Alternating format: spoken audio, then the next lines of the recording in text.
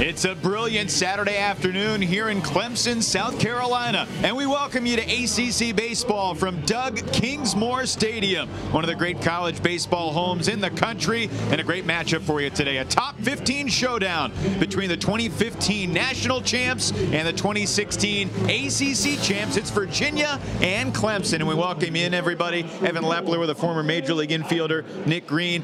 Game 2 of a 3-game set, and yesterday a 2-0 win for Virginia. Pitchers duel. Daniel Lynch was really good. He was really good yesterday. So was Charlie Barnes, and he was a tough luck loser. But runners lead away. The 1-2. Ground ball right side. It's through into right field for a base hit. Beer has scored. Davidson's behind him, and the Tigers are going to try and add another run as the throw gets away. It's 5-0. Just so you know what you're doing with that throw. That ball smoked out to center. Pinder back toward the scoreboard. It's over the fence and gone.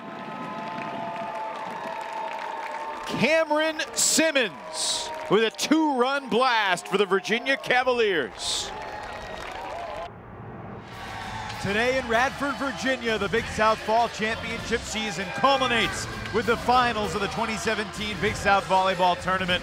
Radford, the 2 seed, High Point, the 1 seed, a clash of the Titans. These two teams meeting in the finals for the 2nd year in a row, and both winning in straight sets. Yesterday in the semis, High Point 3-zip over Liberty. Radford cruising past Winthrop 3-zip. Panthers and Highlanders, we're ready to go. This place has come alive. She's Erin Hagan, former Big South Player of the Year. I'm Evan Lepler, and Erin, 2 great teams. But High Point, even on the road in front of this raucous crowd, has to be the favorite because they've won every single match this year against the Big South opponent. You're absolutely right. High Point is the team to beat. How about the rejection at the net? That's from Maya Rousseau.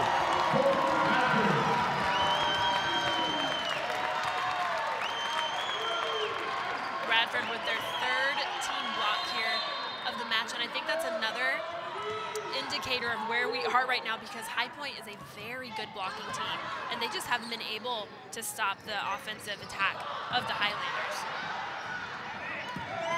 Flying from the back line, Maddie Palmer. Domination. Timeout, High Point.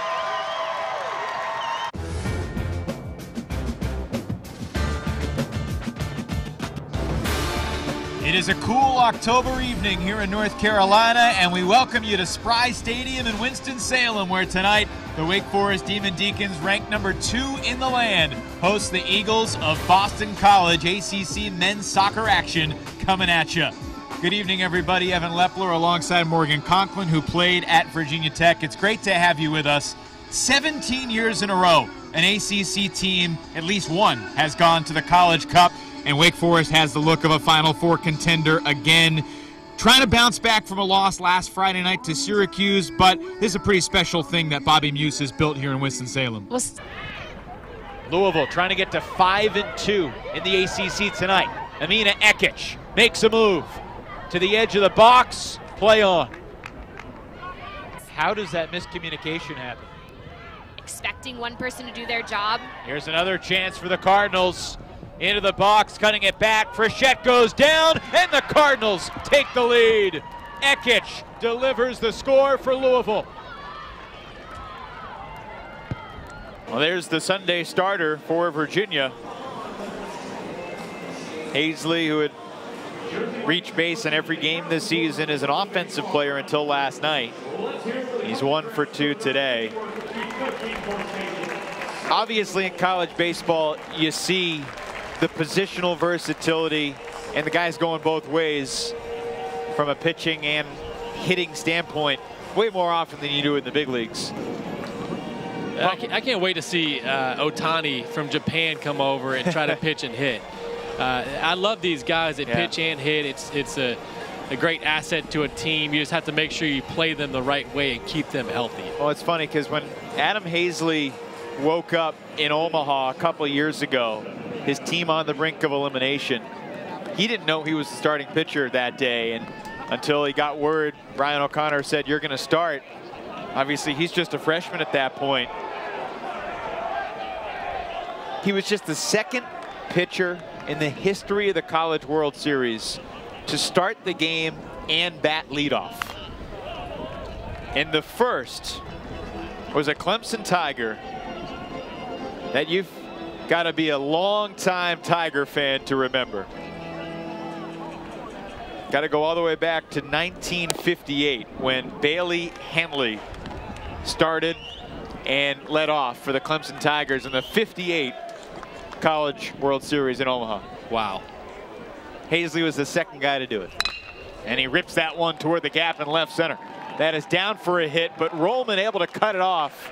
And a good defensive play holds Hazley to a leadoff single. And you talk about him as a hitter versus a pitcher. This is why people like him as a hitter. This is a 2-1 count. He's not trying to pull the ball. It's middle in. He's able to keep the hands inside and drive the ball to left center field. We mentioned earlier 6 of his 7 home runs have gone to the opposite field, but you love that approach. If he sticks with that approach, you love him as a hitter. Here's Pavin Smith. We've seen what he can do with just one swing.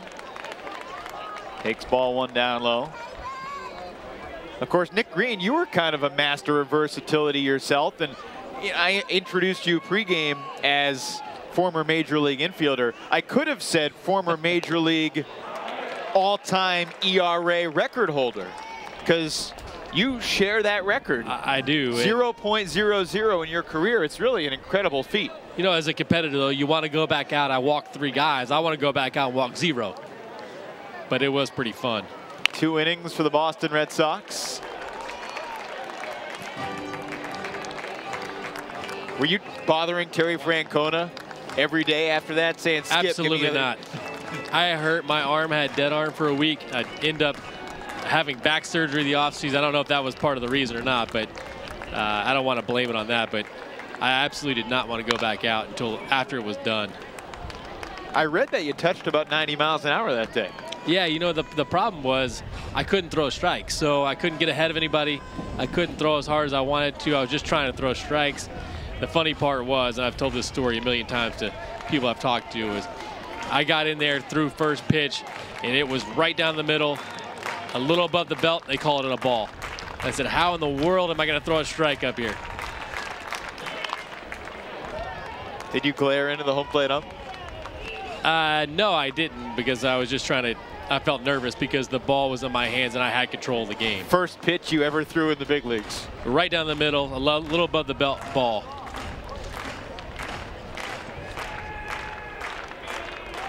Ball and 2 strikes to Pavin Smith. And he smokes it to first. Cox to Davidson at second for 1. On to first for the double play.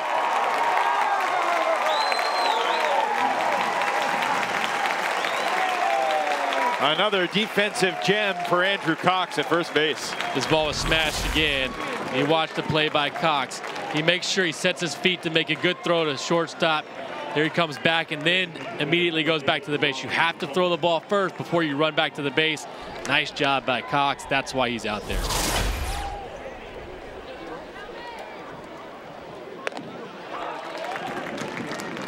Strike 1 in there to Coleman.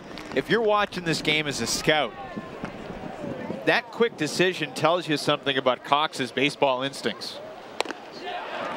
The kid can play, and you love to see that.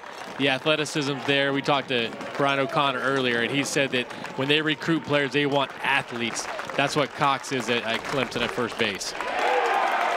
3 pitches, and down goes Coleman. 4 strikeouts for Alex Eubanks. He's through 6 with the Tigers ahead by 5.